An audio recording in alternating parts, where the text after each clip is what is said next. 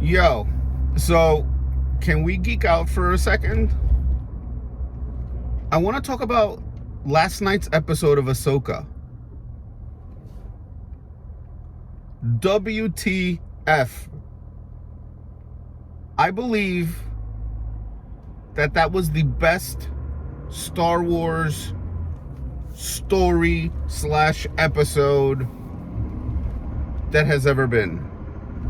I'm going overboard. I know.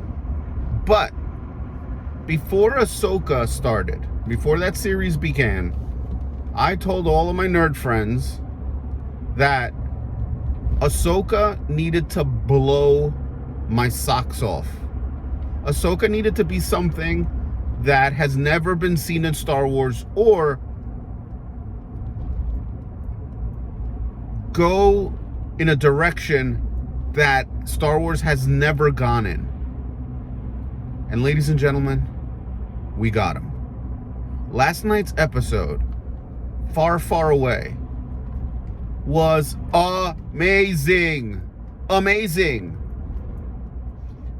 First of all, I don't know if I'm right, but I do believe that it's the first time the actual words "in a galaxy far, far away" were ever muttered in any Star Wars live action film. Maybe in the cartoons.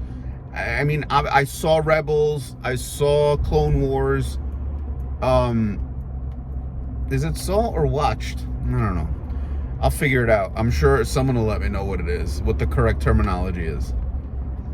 But I remember certain things here and there, but I never watched it multiple times and I don't remember. But for Hu Yang to mutter a long time ago in a galaxy far, far away, crazy. My hairs still stand up. As soon as that, I knew the episode was going to be good. Now, it did lull a little bit, but I think for good reason. For a good, I want to say 10 minutes of the episode, it was okay. It's a little sleepy, but they're setting up the story. But when the Star Destroyer pulls up to the spire where the Dathomir witches are, and Balin Skull and Shin Hati and Sabine. First of all, I don't think I ever understood it. They tried in Rise of Skywalker to give you an idea of scale for the Star Destroyers. So, mind you, I've been watching this crap since my entire life. All right, I've been around for 50 years. So I got it. It's big. Even in the first scene of A New Hope, after the credits crawl, the story crawl, and George Lucas brings on this gigantic Star Destroyer and he gives it like that big, massive feeling, but not like this. This was insane. For this thing to pull up to that spire and you see them like in scale, this thing is gigantic. And I love the fact that the ship was repaired using the resources of that planet. So like, I guess, I don't know if this is even true, but I guess on Earth, iron is plentiful, right? It's probably one of the most abundant things on Earth besides sand and water. On this planet, apparently it's gold, or something that looks like gold. But to see the ship repaired with these gold patches everywhere, and just the landscape, the darkness of it, I felt like Star Wars meets Game of Thrones meets Chronicles of Riddick. I'll get back to Chronicles of Riddick. That was blown away. Had the episode ended there, I would have been happy.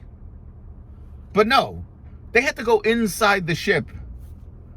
This platoon of troopers,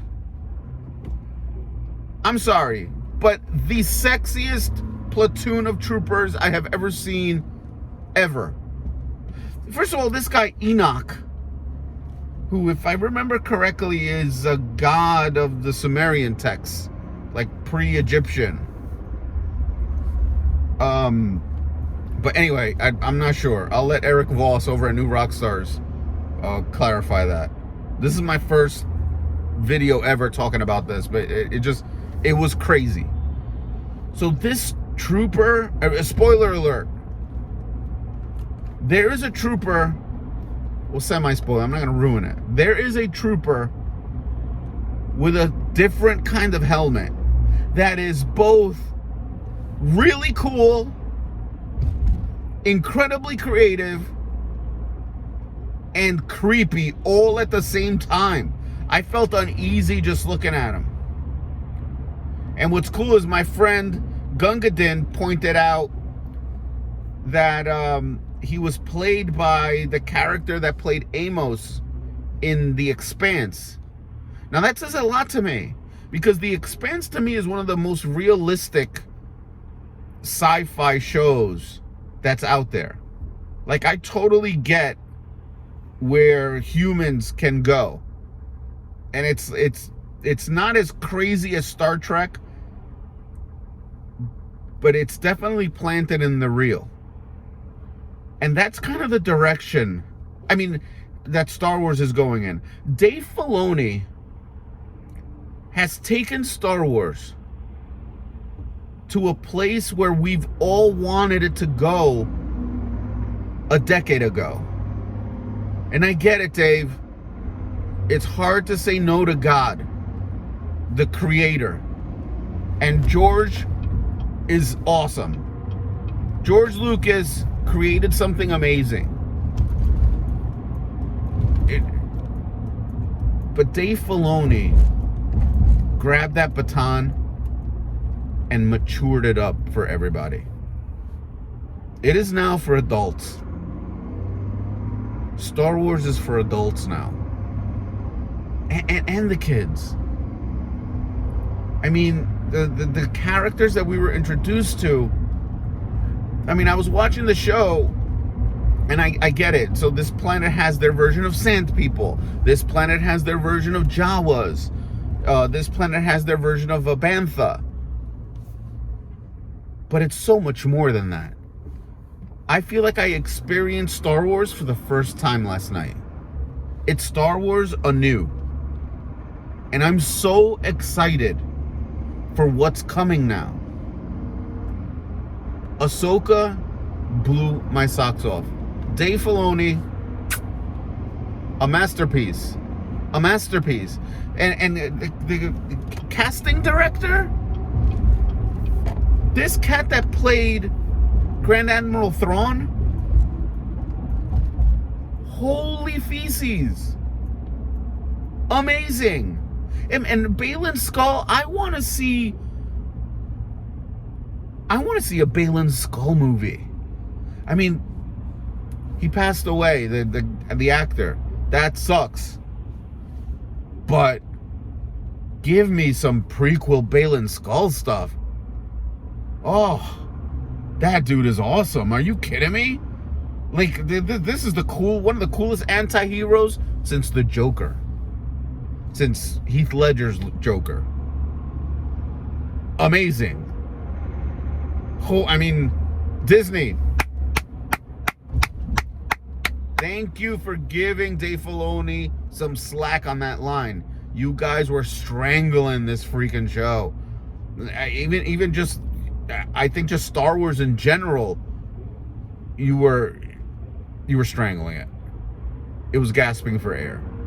And Ahsoka, Ahsoka as a whole is a good show. A really good show. I mean, the first couple of episodes, I totally get Ahsoka is very mooted, and we were building up to her name that Anakin gave her. I mean, this nickname of Snips is because she was snippy and energetic, and this Ahsoka that we got was not that. But I feel that once she came back from her journey in the cave, like Luke when he fought himself dressed as Darth Vader in Return of the Jedi, I felt like she came out lighter. I mean, even physically, she's wearing her white garb, almost like Gandalf when he comes back. But in any event, I am looking forward not only to the next 2 episodes, but to the future of Star Wars. I think it's gonna be amazing. Disney, give the full reins to Dave Filoni. You got to. You got to. You got to do it. You got to do it. Well, those are my thoughts. See ya.